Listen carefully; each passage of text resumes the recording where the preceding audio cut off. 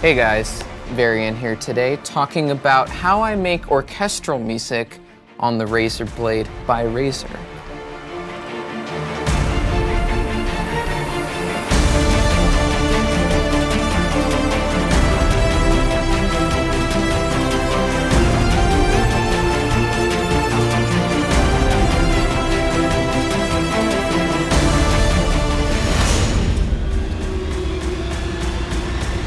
So I've went ahead and sketched out a pretty basic, generic sort of vibe, but I'm gonna break it down so you understand sort of my thought processes and some of the sample libraries I've been using lately. So the first thing that I did was this harp. Sounds pretty good, but it took a little bit of work to make it that human. So let's go ahead and take a look at that. The velocity is not this. It's not just straight across like what you would see in maybe like a synth. It doesn't sound realistic if every note is hitting exactly perfectly on the same, velocity. It would sound like this.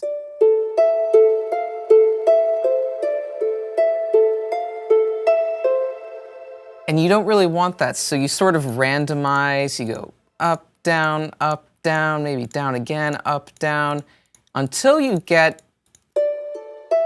that sort of softness that really says, okay, this is a human playing.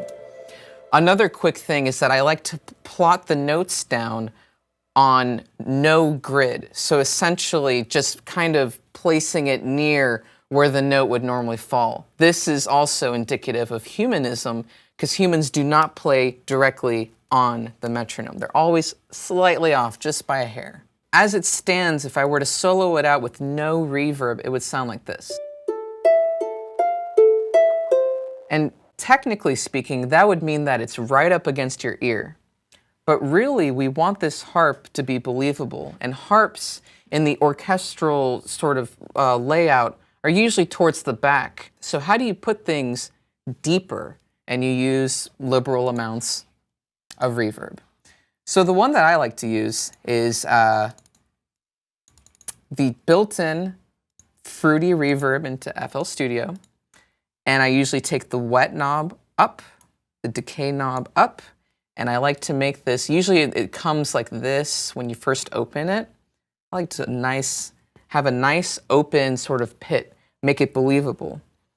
I do a low cut just in case there's any last little things. You don't want it to echo and blur. You want to make sure that everything that's being reverbed is crisp and is adding to the sound instead of muddying it up. So when you add one layer of reverb, you'll get this, which is a lot more believable. To give it the extra sort of professional, modern, sleek sound, I like to add a layer of Valhalla shimmer. I like to take the mix kind of low, the feedback around 9 o'clock. Make sure you do that low cut again, just to be absolutely sure that there's going to be no weird blurring. And when you have that feedback, you're going to get these high little shimmers. But the mix is so low that it's not going to be intrusive. It's just going to make it shimmer. So you can hear it's almost like a tinny sound that you've added on top of the harp. And it really just brings it more into the modern world, whereas the reverb makes it into the real world. The shimmer is going to bring the production value asset into play. So that's how I like to set up my reverbs. A lot of these instruments are set up exactly the same way as that harp. So I've got this Hans Zimmer type brass blaring.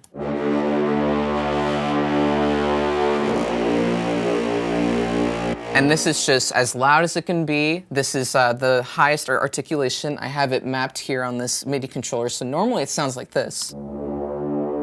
Very low, but as you turn it up,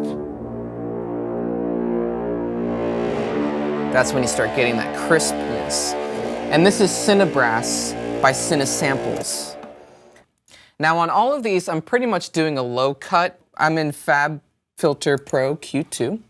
And I've basically just done a low cut. No need to boost the highs because we have violins to take up the highs. We've also got random percussion. We've got cymbals to take up the highs. So we don't really need to mess with it too much. We just need to make sure there's not going to be any weird bubbles in the low, mid, section where that really blurs a mix.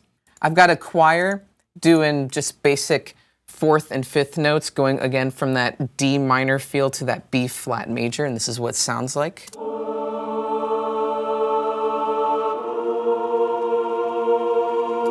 Very basic. I've got a cymbal. This is True Strike 2 by Project Sam. I've pitched it down to give it more oomph because originally it sounded a little bit too cartoony. I've got this Damage library by Heaviosity. I've got this loop going that I programmed and compressed the hell out of. This is how to get a believable taiko sort of new Hans Zimmer type percussion sound. It sounds like this on its own.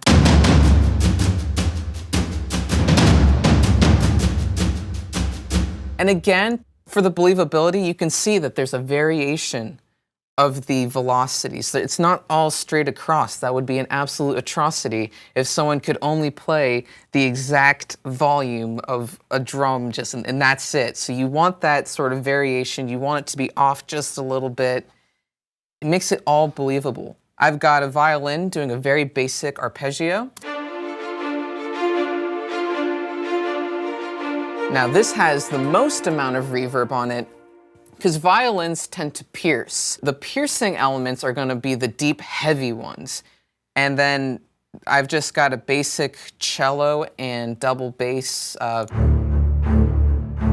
Again, very basic. And again with the velocity, dun, dun, dun, dun, because that's how people play. They play up and they play down, and it's not going to be exactly the same every time. Now all together, this is what it sounds like.